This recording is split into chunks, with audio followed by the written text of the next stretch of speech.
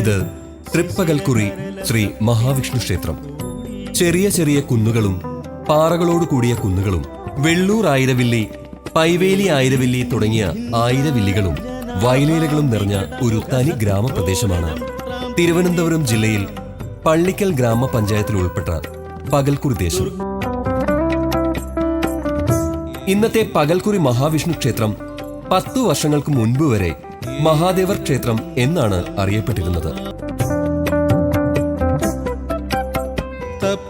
എന്നാൽ ആരാധനാ വിഗ്രഹം ചതുർബാഹുവായ വിഷ്ണു എന്നതിൽ തർക്കമില്ല. പിന്നിൽ വലത്ത് പത്മവും പിന്നിൽ ഇടത്ത് ശംഖും മുന്നിൽ വലത്ത് ചക്രവും മുന്നിലിടത്ത് ഗദയും ചേർന്ന ചൈതന്യപൂർണമായ വിഗ്രഹമാണ് ഇന്നുള്ളത്. കേരളം ഉൾപ്പെടുന്ന പഴയ തമിഴകത്ത് നിർമ്മിക്കപ്പെട്ട 108 മഹാക്ഷേത്രങ്ങൾ വളരെ പ്രസിദ്ധമാണ്. ശിലാനിർമ്മിതവും നിൽക്കുന്ന രൂപത്തിലുള്ളതുമായ വിഗ്രഹമാണ് പകൽക്കുറി വിഷ്ണു ക്ഷേത്രം.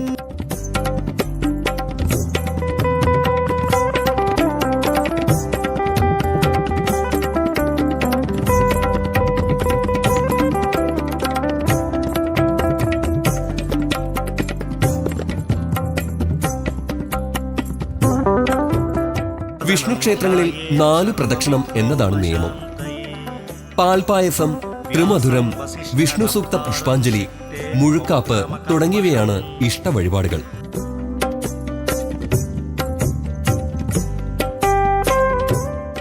തുളസിയാണ് പ്രിയ പുഷ്പം. വ്യാഴാഴ്ചകൾ, തിരുവോണം നക്ഷത്രം എന്നിവ പ്രധാന ദിവസങ്ങൾ. ഓം നമോ നാരായണായ എന്ന അഷ്ടാക്ഷരിയാണ് മൂലമന്ത്രം.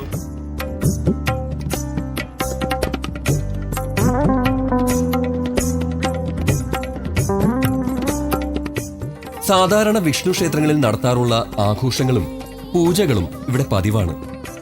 ഇപ്പോൾ ഒരു ദിവസത്തെ പൂജ ഒരാൾ എന്ന രീതിയിൽ നിത്യനിദാന പൂജ നടത്തിവരുന്നു. ഇത് നാട്ടുകാർക്ക് ഐശ്വര്യ സംവർദ്ധിനിയായാണ് അനുഭവം. പഴയ കാലത്ത് യുദ്ധം രാജാക്കന്മാരുടെ ഒരു തൊഴിലായിരുന്നു.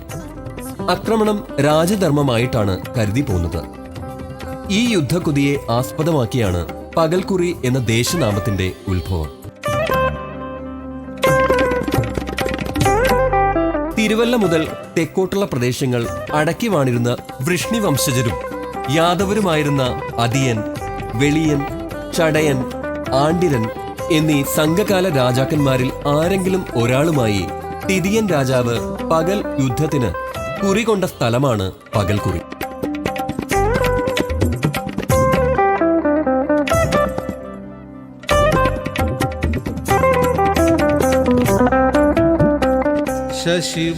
പകൽക്കുറിയിൽ നിന്നും 20 കിലോമീറ്റർ ചുറ്റളവിലാണ് വെളിയം. വെളിയം ഇത് വെളിയം രാജാവിന്റെ സ്ഥലമാകാം. ചടയമംഗലം ഇത് ചടയൻ രാജാവിന്റെ സ്ഥലമാകാം. വെളിനല്ലൂർ വെളിയന്റെ നല്ല ഊര്. ചെറിയ വെളിനല്ലൂർ വെളിയം രാജാവിന്റെ ചെറിയ നല്ല ഊര് എന്നീ സ്ഥലങ്ങൾ ഈ രാജാക്കന്മാരുടെ സാന്നിധ്യം ഉറപ്പിക്കുന്നു. വെളനല്ലൂർ എന്നാണ് പ്രൊഫസർ ഇളംകുളം രേഖപ്പെടുത്തിയിട്ടുള്ളത് എന്നത് പ്രത്യേക പരാമർശ വിഷയമാണ്.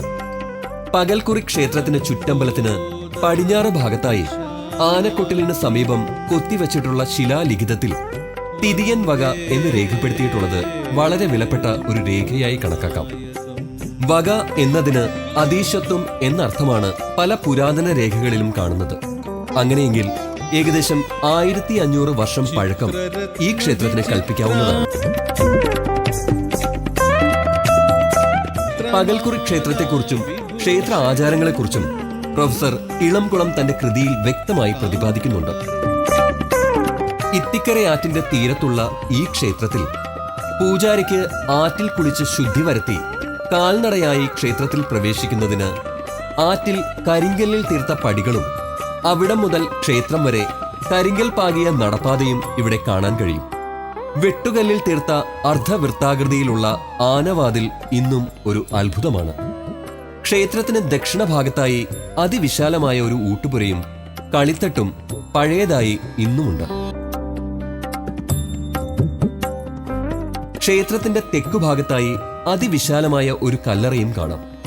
അതിനുള്ളിൽ ക്ഷേത്ര ആവശ്യങ്ങൾക്കായുള്ള തിരുവാഭരണം, നെറ്റിപ്പട്ടം, പൂജാപാത്രങ്ങൾ, ഊട്ടുപുരയ്ക്കാവശ്യമായ ചെമ്പ്, ഉരുളി, നിലവിളക്കുകൾ തുടങ്ങി അനേകം വസ്തുക്കൾ ഈ കല്ലറയിൽ ഉണ്ടായിരുന്നതായി പഴമക്കാർ പറയുന്നു. ക്ഷേത്ര മതിൽക്കെട്ടിന് വെളിയിലായി ബ്രാഹ്മണ ഗ്രഹങ്ങളായ മഠങ്ങൾ കിഴക്ക് ഭാഗത്തുണ്ടായിരുന്നതായി പറയപ്പെടുന്നു.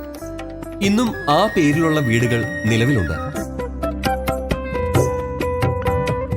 ഉപദേവതമാരായി ഗണപതി, ശിവൻ, പാർവതി, ശാസ്താവ്, ഭൂതനാഥൻ, നാഗരാജാവ്, നാഗയക്ഷി എന്നിവരുമുണ്ട്.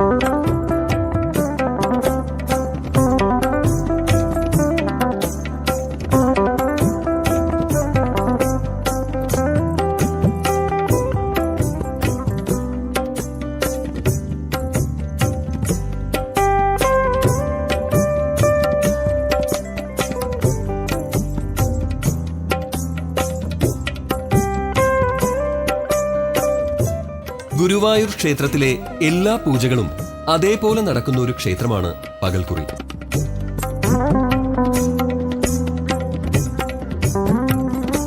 പകൽക്കുറി ശ്രീ മഹാവിഷ്ണു ക്ഷേത്രത്തിലെ സവിശേഷമായ ഒരു ചടങ്ങാണ് മകരശിവേലി. ഭദ്രദീപ അകമ്പടിയോടുകൂടിയാണ് ഇവിടെ മകരശിവേലി നടക്കുന്നത്. കുംഭമാസത്തിലെ അത്തത്തിന് കൊടിയേറി 10 ദിവസമാണ് പകൽക്കുറി മഹാവിഷ്ണു ക്ഷേത്രത്തിൽ ഉത്സവം.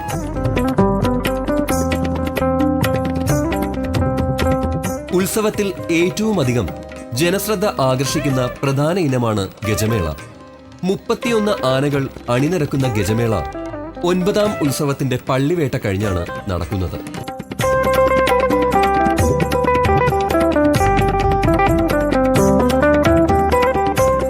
അഭയം പ്രാപിക്കുന്നവർക്ക് അരനേരം പോലും കളയാതെ ആശ്രയം നൽകുന്ന ശ്രീ മഹാവിഷ്ണു ഭഗവാൻ സർവ ഐശ്വര്യങ്ങളുടെയും ആഗ്രഹ സാഫല്യത്തിന്റെയും ഭൂമികയായ പകൽക്കുറിയിൽ ഭക്തജനങ്ങൾക്ക് മംഗളാനുഗ്രഹങ്ങൾ ചൊരിഞ്ഞു വാണരുളുന്നു.